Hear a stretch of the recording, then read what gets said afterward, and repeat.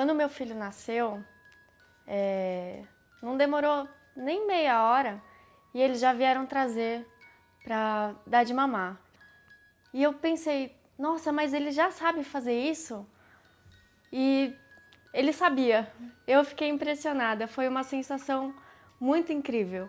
Porque ela colocou ele no meu colo e ele começou a mamar. Era uma coisa muito natural e eu me sentia muito realizada.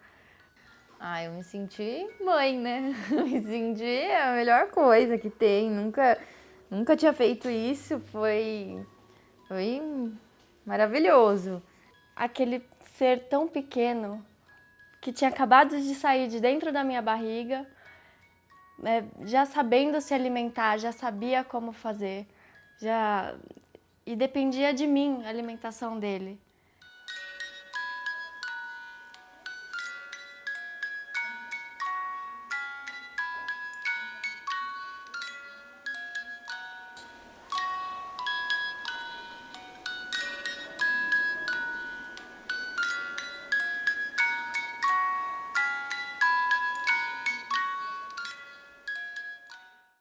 A partir do momento que a placenta sai, existe um start, assim, que o cérebro entende que a minha cria está fora de mim. Cria, entre aspas, né? O meu filho. Então, esse filho necessita de alimentação. Todas elas acham que, enfim, logo depois que o bebê nasce já deveria ter leite. Algumas até ficam estimulando a mama para tentar perceber se há algum tipo de ejeção de leite antes mesmo do bebê nascer. É um ato totalmente ligado à liberação de hormônios, que é ligado lá em cima no cérebro da mulher. Bom, a natureza construiu as coisas para que o leite só comece a ser produzido após 72 horas do nascimento do bebê. Antes disso, não há produção de leite, apenas de um outro líquido fundamental tanto para a mamãe quanto para o bebê, que é o colostro. O colostro é um leite riquíssimo em nutrientes, riquíssimo em anticorpos, mas ele vem em menor quantidade. É esse líquido que vai forrar o intestino da criança e protegê-la contra uma série de efeitos problemáticos da alimentação. Existe a instalação de um período de hormônios. A prolactina produz o leite e o que faz o leite sair do peito é a ocitocina, que é o que a gente chama de hormônio do amor. Porque é no olhar.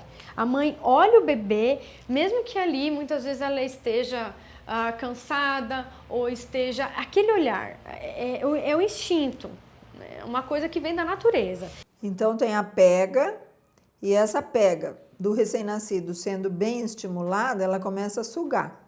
Então nos primeiros 3 dias, não é o leite, aquele leite que vem com conteúdo até mais gordo que a gente fala, né? O leite que engorda, é o leite que hidrata, que é o colostro. O ideal é que a criança mame desde a primeira hora de vida na maternidade, já ainda na sala de parto. A recomendação hoje da Organização Mundial da Saúde, do Ministério da Saúde aqui no Brasil, é que se amamente até os 6 meses exclusivamente. Aleitamento materno exclusivo em livre demanda até o 6º mês de vida. E depois até os 2 anos de idade ou mais, complementado com outros alimentos. Livre demanda quer dizer que o bebê mama sempre que o bebê quiser mamar e sempre que a mãe quiser oferecer. O leite materno é fundamental para uma criança. Ele é um alimento completo, nutricionalmente falando. Ele tem cerca de 250, um pouco mais de 250 substâncias. Você tem a questão de proteção de anticorpos, você tem a questão de digestão mais fácil, de crescimento, desenvolvimento. Pode-se escolher motivos médicos, como o desenvolvimento de musculatura, de deglutição, de fala. Desenvolvimento neurológico, desenvolvimento crâniofacial, a prevenção de alergias, um adequado suprimento nutricional. Ela estimula o vínculo afetivo. Que é o básico de agora para que mais tarde esse vínculo seja um pouquinho mais forte e que a criança consiga, junto com a família, ter um desenvolvimento saudável. O maior vínculo é a amamentação, né? Porque tirando isso, qual é a outra? Ele vai ficar no colo e só. O aleitamento é a primeira relação onde a mãe vai se haver com o bebê fora do útero, tendo que oferecer alguma coisa para o sustento do bebê. Então, é uma nova forma de relação entre mãe e bebê, mas mais consciente, porque em útero a mãe está fazendo tudo, está alimentando, está aquecendo, está carregando, mas inconscientemente. O bebê tem que mamar no peito, porque no peito ele vai ter tudo que ele precisa, não só o alimento. Ele vai ter acalento, ele vai ter conforto, ele vai ter amor, ele vai sentir o coração da mãe, ele vai ouvir os batimentos cardíacos, ele vai sentir o cheiro da mãe. O ajuste do aleitamento não é só ajuste de o bebê tem fome e come, mas é todo um ajuste de quanto essa mãe consegue estar atenta às necessidades dele e quanto o bebê consegue se haver com aquilo que a mãe oferece, né? Então, a questão do aleitamento é muito mais uma questão relacional do que uma questão do alimento. Ou seja, é um pacote completo, né? É carinho, é amor, é toda a proteção que essa mãe pode passar para essa criança para que ela se desenvolva de forma adequada. E para a própria mãe, quanto mais ela amamentar, a sucção do seio materno ajuda a produção de um hormônio que é a ocitocina, que favorece a involução do útero. Então isso elimina muito riscos de hemorragias. São vários os motivos para estimular uma mamãe a amamentar. A amamentação de um dia em 24 horas consome 2.500 calorias. Então a mulher emagrece. Eu engordei 20 quilos na minha gravidez e perdi em menos de 3 meses amamentando, só amamentando. A gente já sabe que a amamentação protege a mamãe contra câncer de mama no futuro. Então, esse é um benefício assim, muito importante para a mulher depois que ela tem bebê. Para a mãe é muito importante, se ela deseja aleitar, se ela deseja, isso é uma questão fundamental, ela não pode ser coagida, ela não pode ser forçada de forma alguma, ela se sente potente alimentando o bebê. Olha, a regra de ouro do aleitamento só é bom enquanto for bom para a dupla.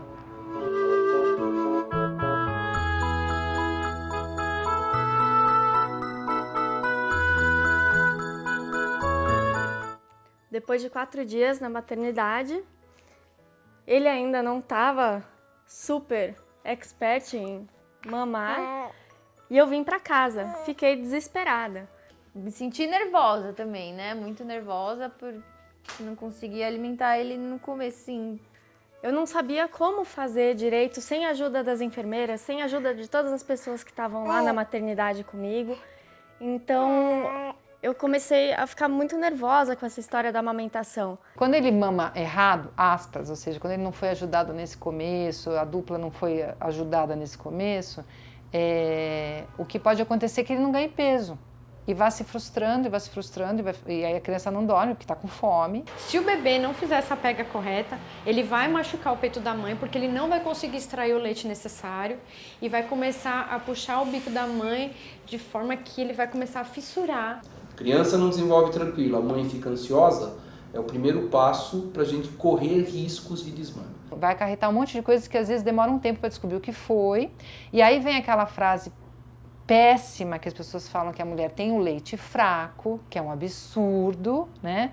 E esse leite fraco repercute na mulher como você é uma mãe fraca, que não consegue fazer nada pelo seu filho. E aí, no que o aleitamento vai sendo associado como uma coisa que a mulher não consegue fazer, como um fracasso, ela vai desistindo. Considera-se desmame não quando para de dar o peito, mas quando você introduz qualquer outro tipo de alimento que não seja o leite materno.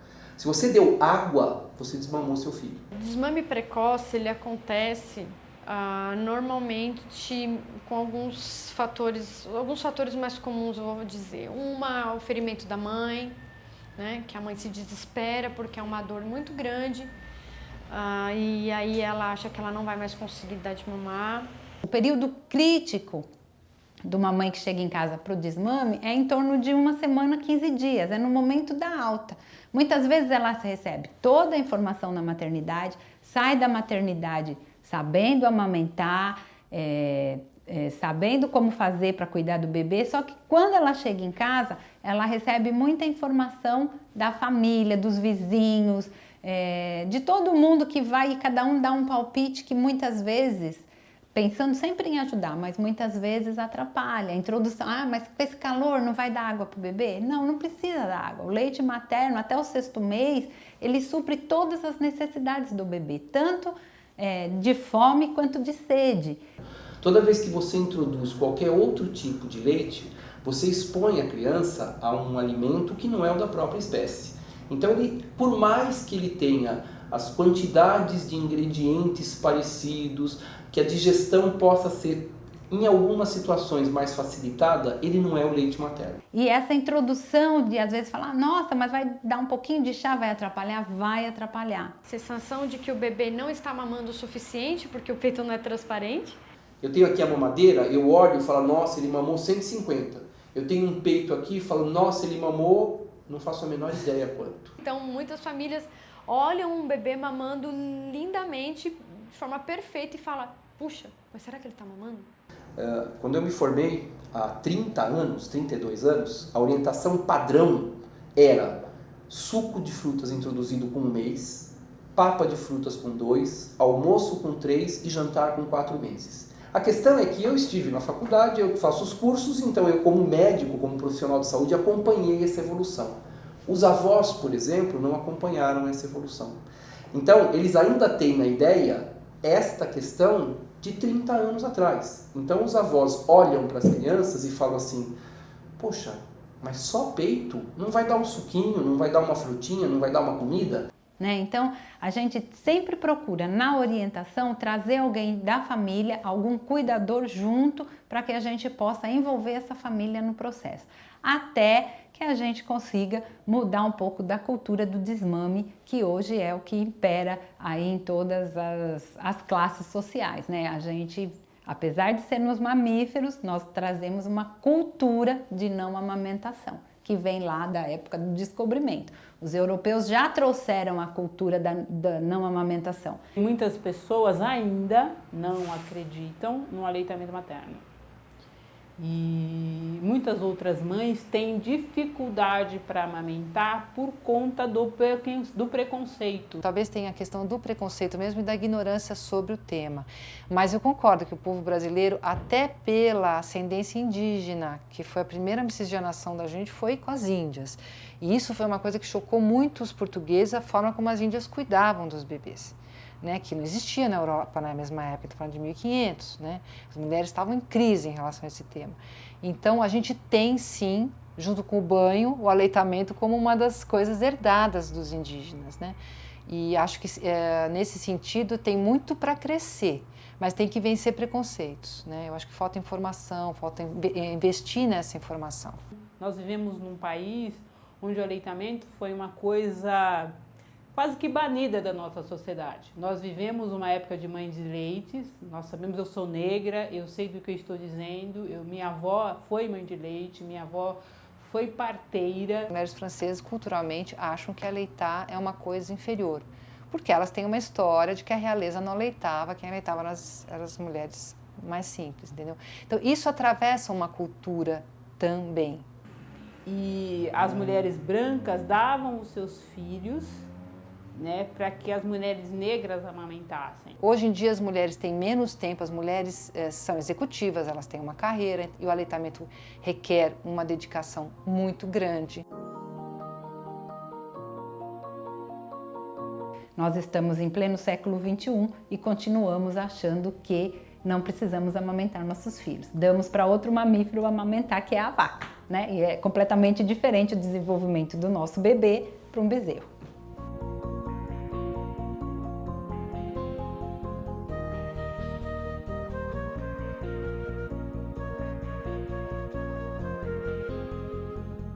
Quando ele nasceu, ele teve que ficar na UTI durante 2 ou 3 dias e eu tinha que descer de 3 em 3 horas para amamentar. Quando eu desci, eu cheguei um pouquinho atrasada, assim, nem 10 minutos, a enfermeira já estava dando fórmula para ele.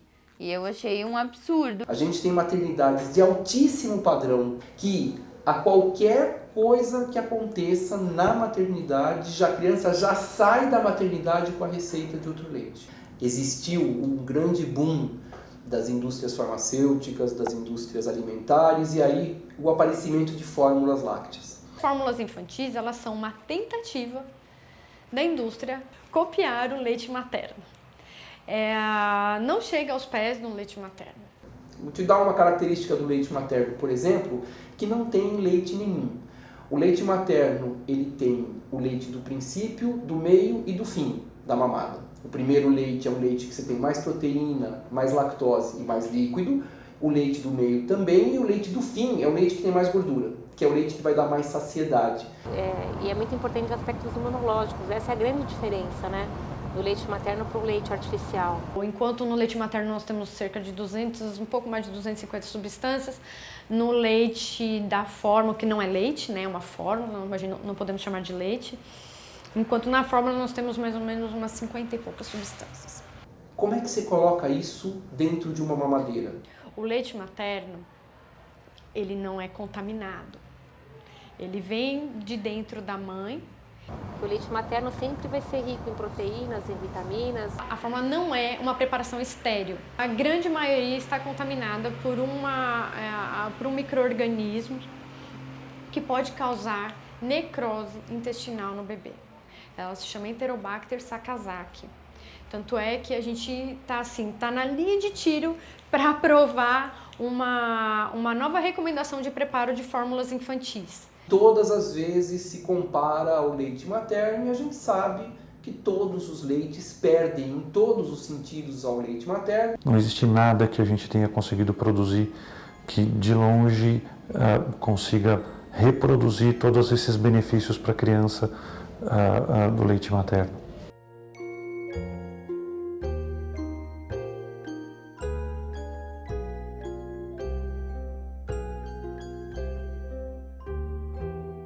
No começo, quando eu amamentava, eu acabava ficando muito nervosa e fui orientada até pelo pediatra dele, que é um momento que você tem que ter de calma, de relaxamento, de prazeroso com o seu filho. Esse processo de aprendizagem da minha parte, de como eu vou amamentar o meu filho, qual posição que é melhor eu segurar ele, de que jeito que ele se sente mais à vontade, como fazer para ele não cochilar durante as mamadas. A mulher poder ter uma boa produção de leite, acho que o principal ela tem informação logo no pré-natal sobre a amamentação. Entender o descanso como uma parte fundamental na produção de leite. Você tem que insistir muito nos primeiros 15 dias. Toda vez que a gente estimula, a resposta é sempre muito positiva. Porque a amamentação é uma rotina. Se você entender aquela rotina do corpo que se entrega a uma nova fase, você consegue amamentar 1 ano. Você precisa ser chato, você precisa insistir, precisa mostrar e não ceder a qualquer momento de dificuldade. Uma boa alimentação e principalmente manter a criança estimulando, sugando, são as principais dicas para que aconteça uma boa ejeção e uma boa produção de leite. Para ela produzir leite, ela tem que saber a técnica correta da amamentação. O bebê tem que abrir bem a boquinha, o bebê tem que mamar com frequência, o bebê tem que ser estimulado.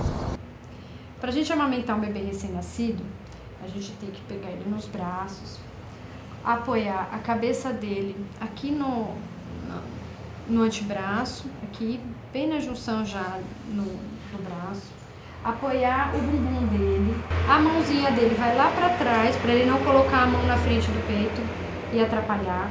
A gente põe a mão para trás, a gente vai pegar o peito sempre assim, nunca assim, porque assim a gente está trazendo o peito para trás. Então a gente vai pegar o peito para empurrar ele para frente e a gente vai ajudar ele a abocanhar.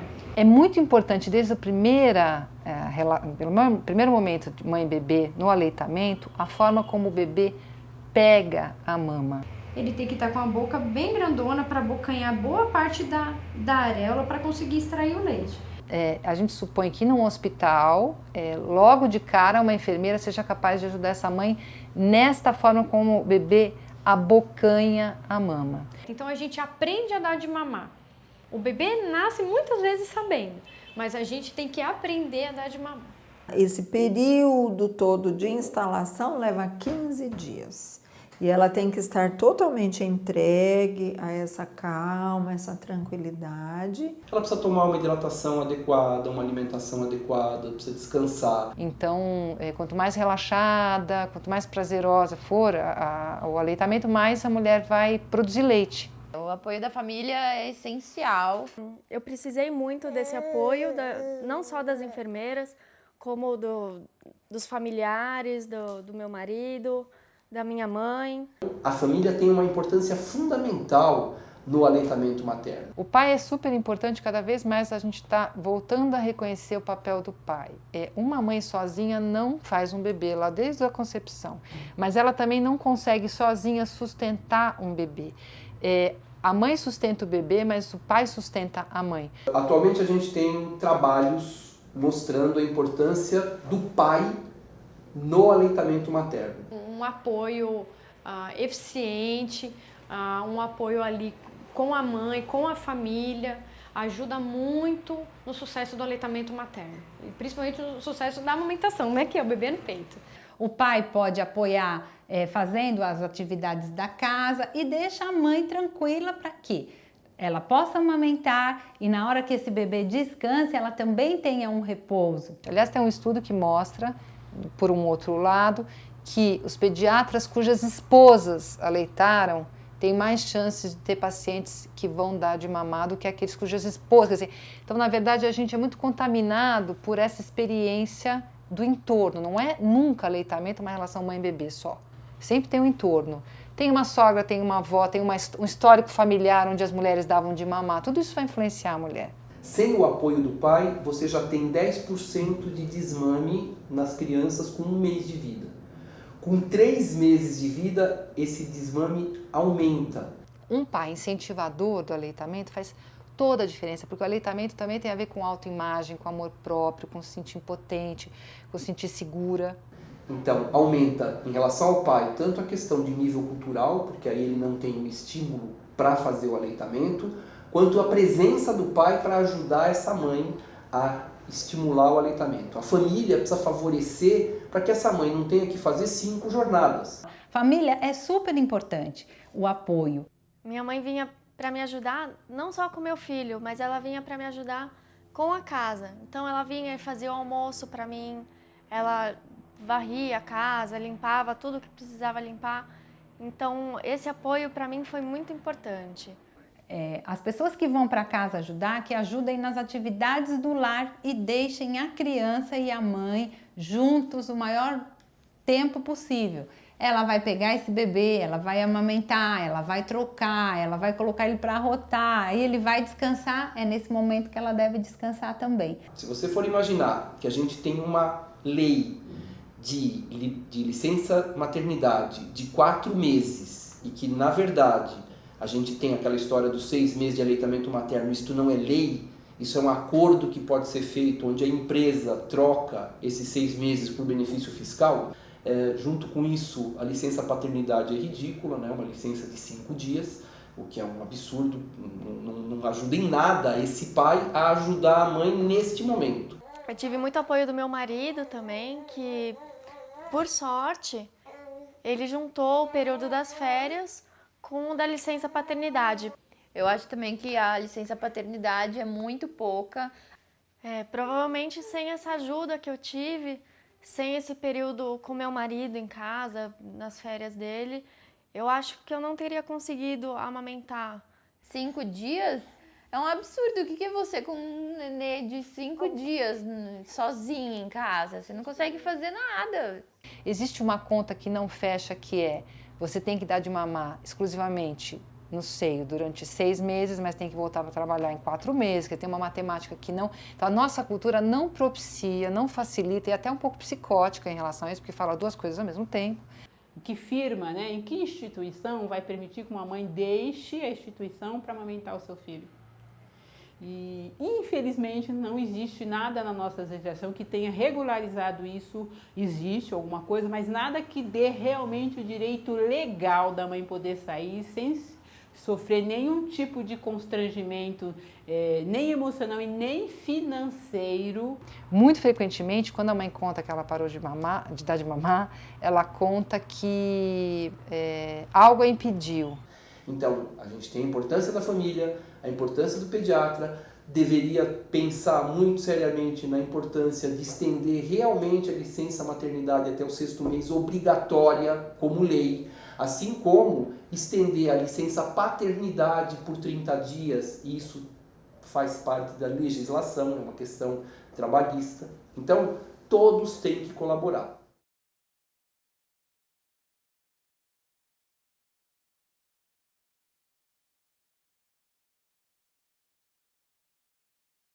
Quando eu estava grávida, eu dizia para o meu marido, como eu não posso doar sangue pelo meu peso, eu vou doar leite.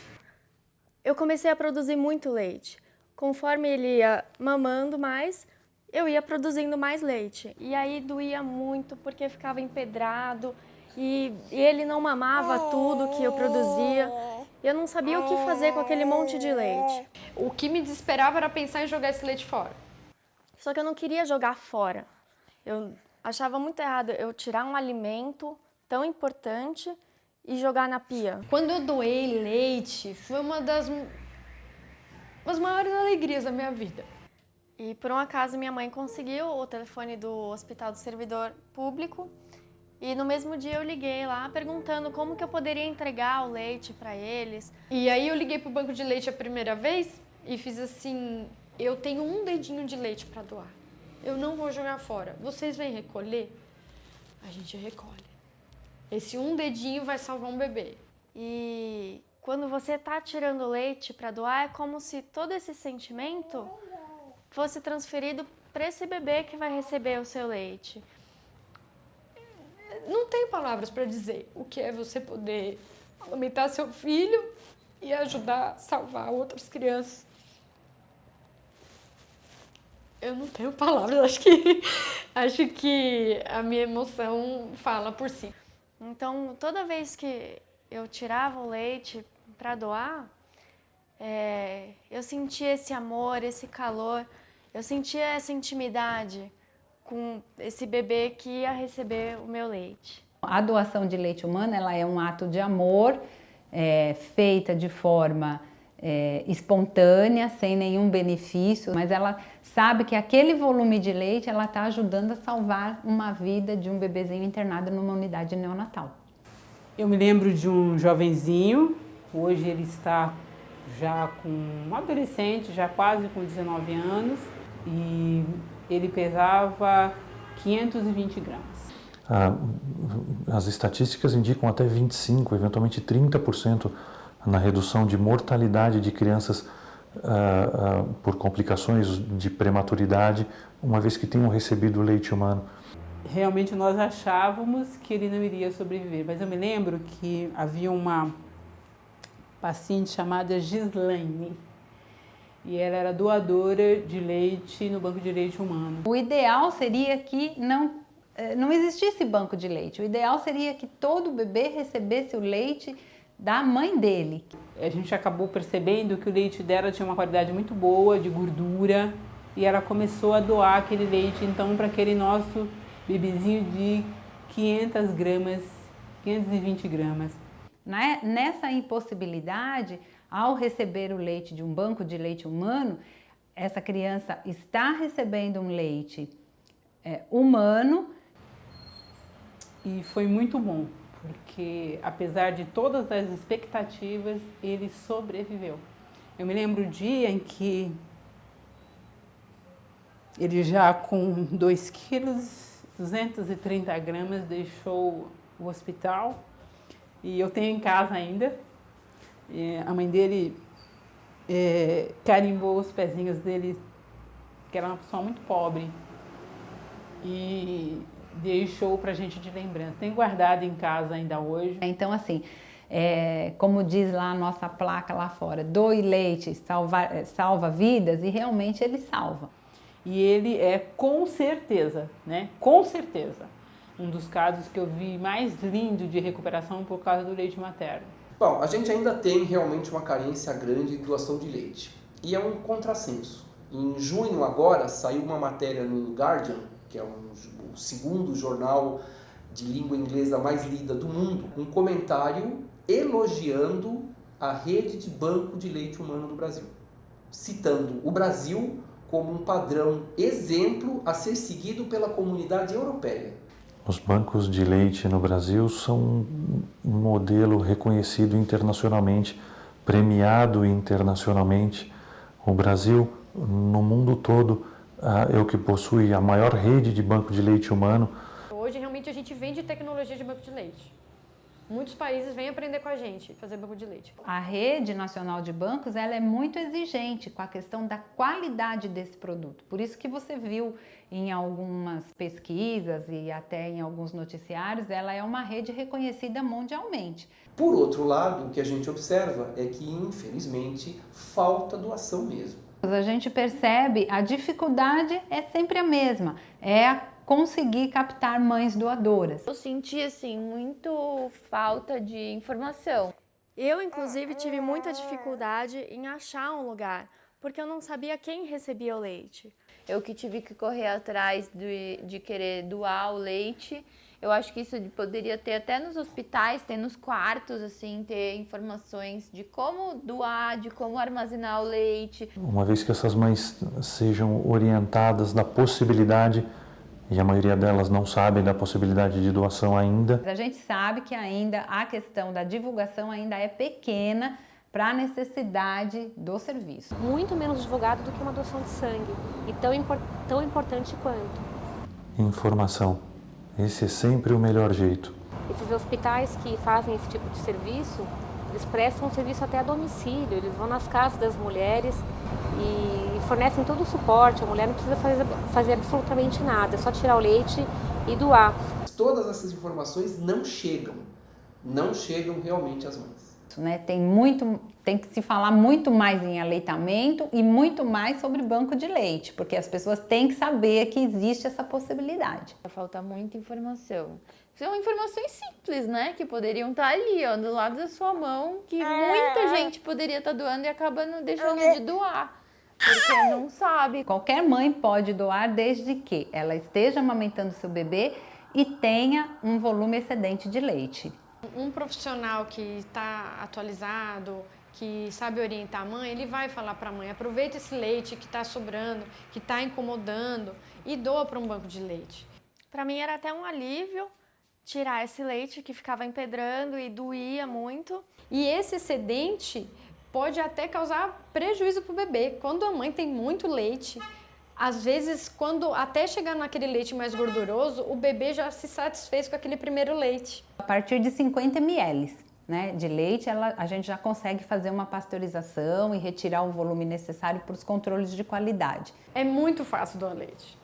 A gente precisa de um telefone e um vidro. Ela vai entrar em contato com o nosso serviço, nós vamos agendar uma consulta com a nossa médica pediatra, que vai realmente avaliar se esse leite é excedente, se o bebezinho dela está ganhando peso de forma adequada, se ela está amamentando de forma adequada. Aí nós vamos retirar esse leite, como já falei para vocês, a gente fornece os frascos estéreis, orienta a mãe como ela tem que fazer essa coleta, ou seja, que ela tem que lavar a mão, ela tem que prender o cabelo, tem que usar uma máscara quando ela está fazendo a ordenha. Imediatamente após a ordenha, ela tem que congelar esse leite, manter ele em cadeia de frio. Porque o leite também não pode ser retirado de qualquer forma, porque se chega contaminado no banco, elas infelizmente têm que descartar. Esse leite de doação pasteurizado, ele tem que ter uma qualidade excelente, né? Então, depois que a gente cadastrou a mãe, forneceu os materiais, orientou, ela está fazendo a coleta em casa. Depois de retirado, ele é transportado na nossa viatura, ela é refrigerada, específica para transporte de leite humano. Posteriormente, é feito a pasteurização desse leite. Aí ele é feito o descongelamento do leite para reenvase, ele é avaliado. Se houver uma sujidade, de acordo com a norma, a gente joga tudo fora, né? Então, assim, a gente tem todo um processo a ser seguido, né, para manter essa qualidade do leite, desde a ordenha até a distribuição. Hoje os bancos de leite no Brasil, eles atendem somente bebês internados, normalmente bebês prematuros. A gente não pode distribuir esse leite, mesmo porque a gente não tem esse volume grande, né? A doação é espontânea e é rara, a gente não tem assim, uma quantidade grande de volume de leite humano. Então a gente tem que direcionar para bebês gravemente doentes e internados em unidades neonatais. Eu acho que no aleitamento materno, além da divulgação para a doadora em si, de quem é a pessoa que ela está ajudando, qual a criança que ela está ajudando, ter a oportunidade de conhecer essa criança, de saber o que ela fez na vida daquela mãe, daquela família, porque aquela criança sobreviveu. Eu acho que assim, para mim seria muito importante.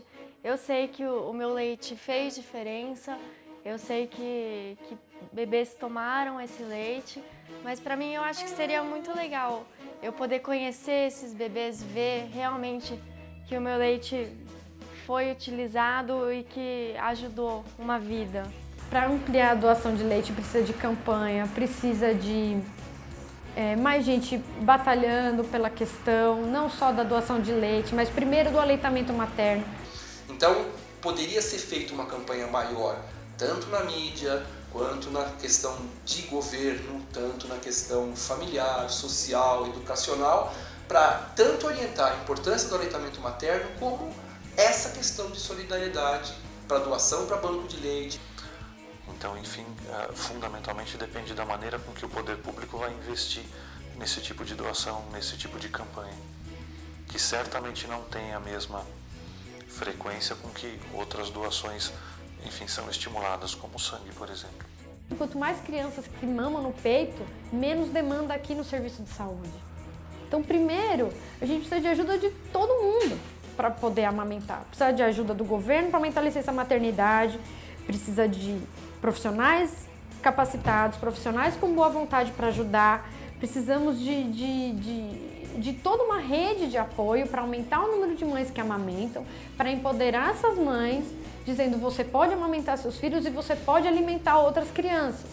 A infância, que deveria ser protegida para que a gente tivesse uma próxima década, um próximo centenário de melhor qualidade, está realmente sendo mais esquecida, tanto no quesito educação, quanto no quesito saúde, que são extremamente importantes. Viu?